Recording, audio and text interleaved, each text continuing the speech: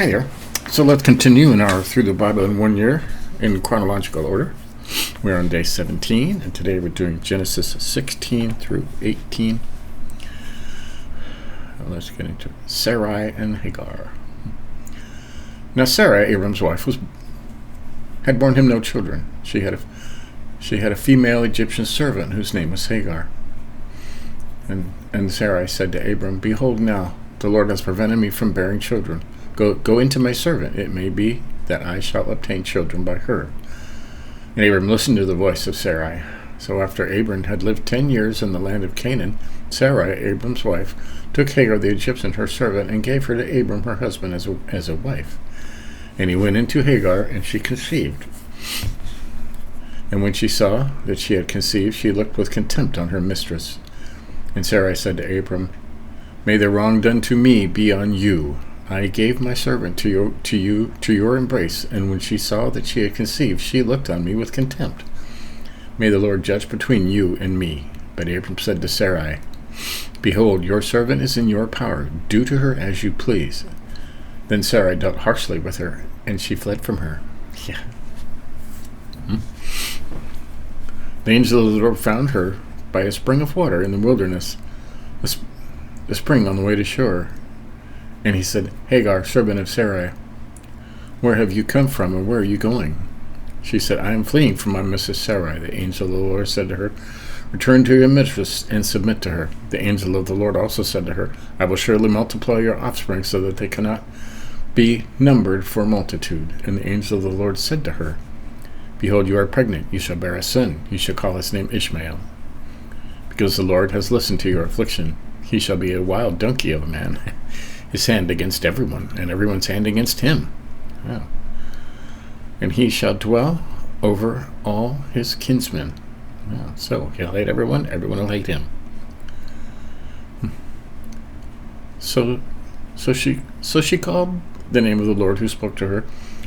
"You are a God of seeing," she said. "Truly here I have seen him who looks after me." Therefore the well was called Bir Lehorai.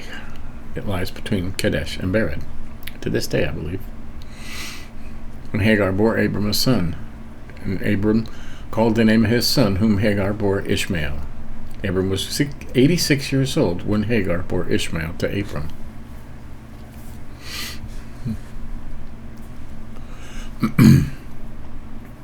Abram and the covenant of circumcision. When Abram was 99 years old, the Lord appeared to Abram and said to him, "I am God Almighty. Walk before me and be blameless, that I may make my covenant between me and you, and may multiply you greatly." Then Abram fell on his face, and God said to him, "Behold, my covenant is with you, and you shall be the father of a multitude of nations.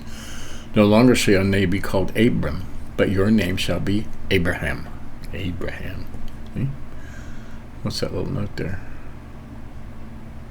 Means father of a multitude. "For I have made you the father of a multitude of nations. I will make you exceedingly fruitful, and I will make you into nations, and kings shall come from you. And I will establish my covenant between me and you and your offspring after you throughout their generations for an everlasting covenant, to be God to you and to your offspring after you. And I will give to you and to your offspring after you the land of your sojournings, all the land of Canaan, for an everlasting possession. I will be their God." And God said to Abraham, "As for you, you shall keep my covenant, you and your offspring after you throughout their generation. This is my covenant which you shall keep between me and you and your offspring after you. Every male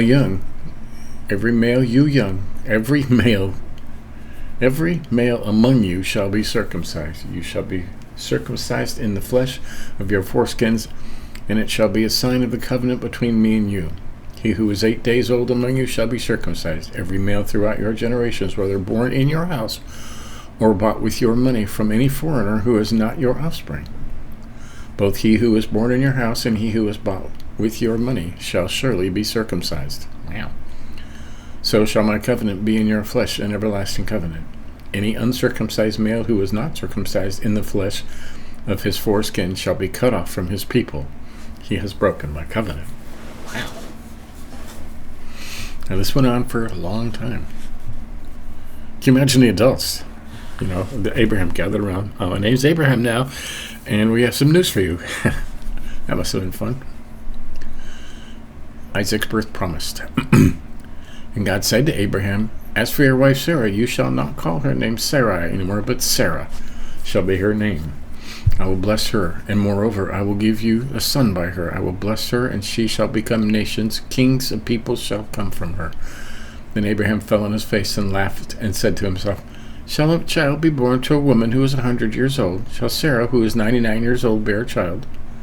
90 years old bear a child?" And Abraham said to God, "Oh, that Ishmael might live before you." God said, "No, but Sarah your wife shall bear you a son, and you shall call his name Isaac.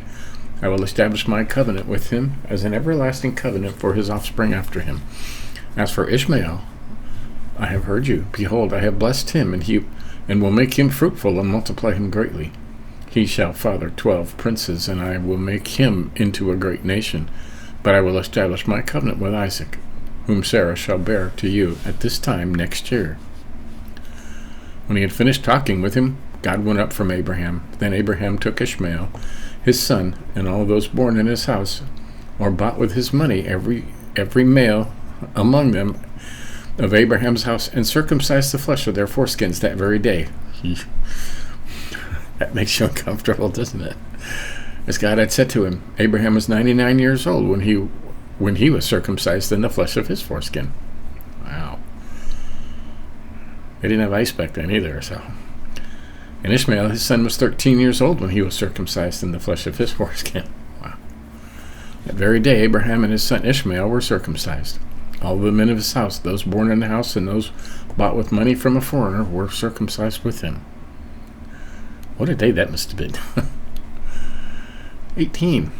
And the Lord appeared to him by the oaks of Mamre as he sat at the door of his tent in the heat of the day.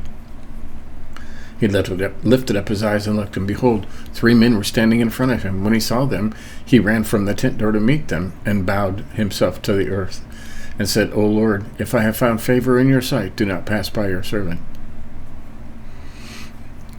Let a little water be brought, and wash your feet, and rest yourselves under the tree, while I bring a morsel of bread, that you may refresh yourselves, and after that you may pass on, since you have come to your servant." So they said, "Do as you have said." And Abraham went quickly into the tent, and Sarah said, "Quick, 3 sheaves and of fine flour, knead it, make cakes." And Abraham ran to the herd, and took a calf, tender and good, and gave it to the young man, who prepared it quickly. Then he took curds and milk and the calf that he had prepared, and set before them. And he stood by them under the tree while they ate. That must have taken hours, They said to him, "Where is Sarah, your wife?" And he said, "She is in the tent." The Lord said, "I will surely return to you about this time next year, and Sarah your wife shall have a son." And Sarah was listening at the tent door behind him. Now Abraham and Sarah were old, advanced in years. The way of women had ceased to be with Sarah. So Sarah laughed to herself, saying, "After I am worn out, and my Lord is old, shall I have pleasure?" The Lord said to Abraham, "Why did Sarah laugh and say, Shall I indeed bear a child now that I am old? Is anything too hard for the Lord?" That's a great verse. "At the appointed time I will return to you about this time next year, and Sarah shall have a son." But Sarah denied it, saying, "I did not laugh," for she was afraid. He said, "No, but you did laugh." We're laughing, aren't we? And the men set out from there, and they looked down towards Sodom, and Abraham went with them to set them on their way. The Lord said, "Shall I hide from Abraham what I am about to do, seeing that Abraham shall surely become a great and mighty nation, and all the nations of the earth shall be blessed in him? For I have chosen him, that he may command his children and his household after him to keep the way of the Lord by doing righteousness and justice, so that the Lord may bring Abraham what he has promised." The Lord said, "Because the outcry against Sodom and Gomorrah is great, and their sin is very grave, I will go down to see whether they have done altogether according to the outcry that has come to me. If not, I will know." Abraham intercedes for Sodom. So the men turned from there and went toward Sodom, but Abraham still stood before the Lord. The Abraham drew near and said, "Will you indeed sweep away the righteous with the wicked? Suppose there are 50 righteous within the city. Will you then sweep away the place and not spare for the 50 righteous who are in it? Far be it from you to do such a thing, to put the righteous to death with the wicked, so that the righteous fare as the wicked. Far be it that from you shall not the judge of the earth do what is just? And the Lord said, if I find Sodom 50 righteous in the city, I will spare the whole place for their sake. Abraham answered, behold, I have undertaken to speak to the Lord, I who am but dust and ashes. Suppose 5 of the 50 righteous are lacking. Will you destroy the whole thing for the 5? What are you testing God for? And he said, I will not destroy it if I find 45 there. Again he spoke to him, said, suppose you found 40 there. For the sake of 40 I will not do it. Then he said, oh, let not the Lord be angry, and I will speak. Suppose 30 are found there. I will not do it for 30. Behold, undertake to seek the Lord. And how about 20? 20 I will not do it. And he said, well, let the Lord not be angry, and I will speak again.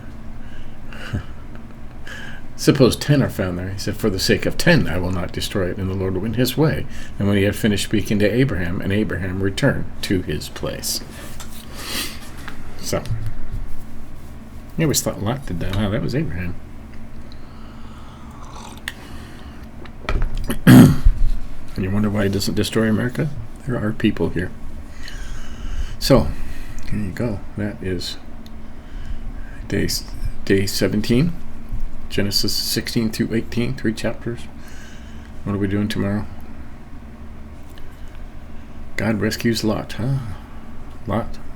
Sodom and Gomorrah, the destruction of Sodom and Gomorrah. And Lot and his daughters get in trouble too. So, but, yep, that's day 17. Getting some good stories. Abram's been called Abraham, and Sarai is now Sarah. So, and they haven't had Isaac yet, but they will. So, keep up, but catch up on any you might have missed. They're all in the list there. You know? So, at the end of the year, you can say, I have been through the entire Bible. Okay? So, that was fun. See you next time.